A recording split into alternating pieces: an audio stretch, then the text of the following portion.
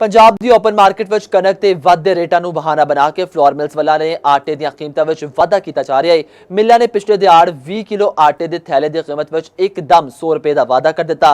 महकमा खुराक वालों 10 किलो आटे दे थैले दी कीमत 909 रुपए रखने दी गैर तहरीरी पाबंदी की वजह तो मिल्लां ने 10 किलो आटे दे थैले की तैयारी बहुत घट कर दी है। मजीद जानने अपने नुमाइंदे रिजवान आसिफ की इस खास रिपोर्ट राही।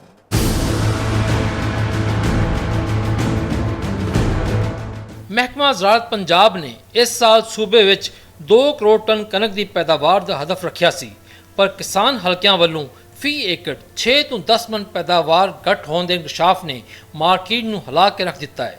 हुकूमत पंजाब ने कनक की फी मन कीमत 3500 रुपए मुकर्रर की हुई है, पर ओपन मार्केट विच कनक 4000 रुपए फी मन तक अपड़ गई है, जिस पारों सरकारी एजेंसियां लई खरीदारी का हदफ पूरा करना नामुमकिन हो चुका है। एग्रीगेटर का कहना है कि मार्केट विच तलब ते रसद का यह वड्डा फर्क संगीन सूरत हाल पैदा कर सकता है। कनक महंगी होने नाल फ्लोर मिल्लां ने आटे के रेट भी वधा दिते ने। गुज़िश्ता रोज़ पंजाब विच 20 किलो आटे के थैले की कीमत 100 रुपए वाधे तो बाद 2050 तो वध के 2150 रुपए हो गई है। थैला दे रहे हैं पहले 10 किलो वाला वही रेट होना चाहिए है ना, ऐ तो नहीं होना चाहिए। जिमीदार ਨੂੰ ਤਾਂ ਨਾ रेट दिता या तो जिमीदार ਨੂੰ ਵਿਖੇ ਨਾ 4000 ਕਣਕ ਤਾਂ ਦਿੰਦੇ ਆ ਮਣ ਦਾ।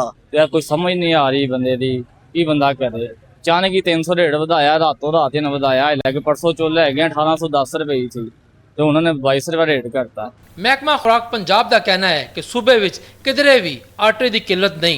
हुकूमत कनक की खरीदारी का हदफ हर हाल विच पूरा करेगी तो लोगों नूं आटे की सप्लाई जारी रहेगी। पंजाब की कनक ते आटा मार्केट ते दबाव लगातार वध रहा है। हुकूमत अपने कोल कनक का वाफर स्टॉक जमा किए बगैर आटे दीयां कीमतां नूं थल्ले नहीं लिया सकती। रिजवान आसिफ, चौपाल, लाहौर।